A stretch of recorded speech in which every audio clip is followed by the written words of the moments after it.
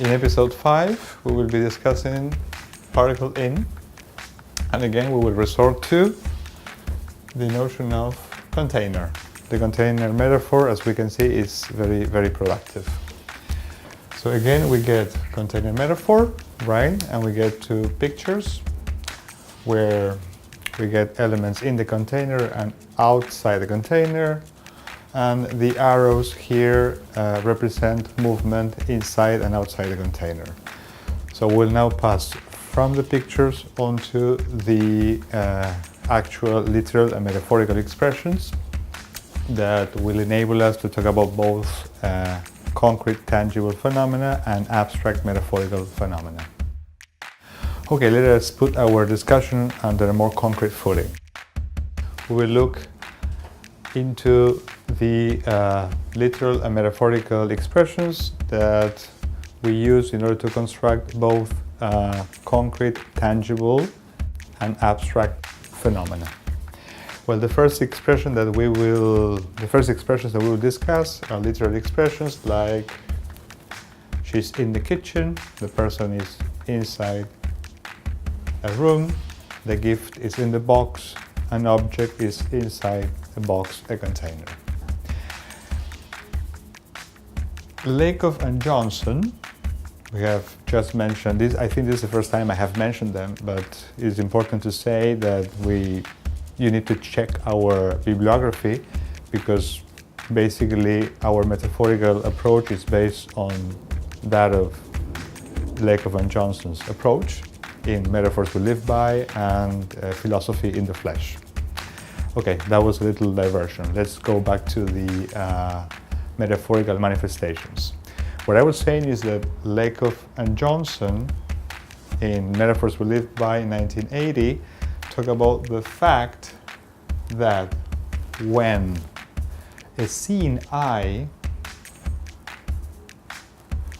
regards a rainy space, right, in what we will call a visual field as a space where it is raining versus other spaces here and here where it is not raining, we will conceptualize this as an area or container. We would just call it area or visual field.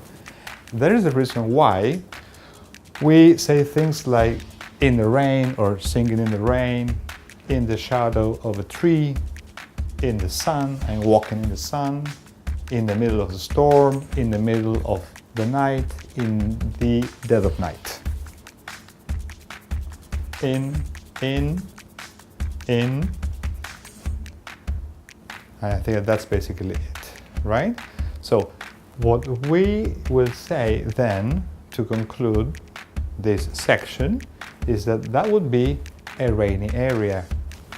So if we think of the shadow of a tree and the shadowy area projected, yes, by the tree, given the fact that there are sun rays and that the tree is blocking the sun rays and there is shadow, this shadowy area, this rainy area, this stormy area or this sunny area are basically visual fields. That is why we use particle in to refer to those visual fields.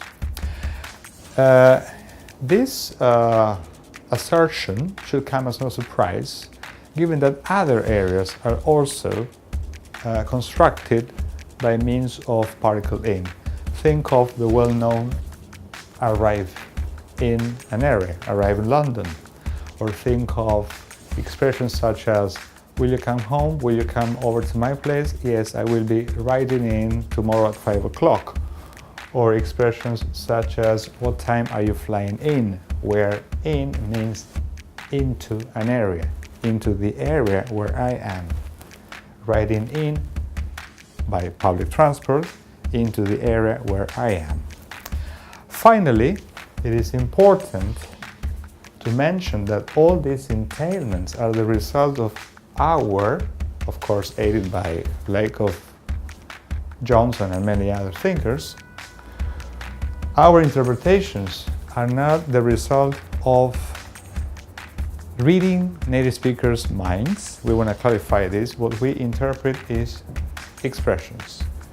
So we're not guessing. All we're doing is we're looking into language samples, and we're drawing conclusions that we think are sensible and feasible. Here are more examples of the connection between in, container in, and visual areas.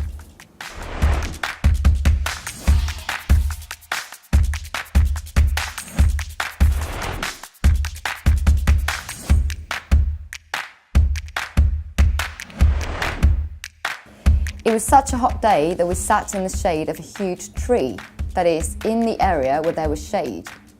We had been walking in the sun for hours, so we decided to stop and take a little break, that is, in the area where there was sun rays.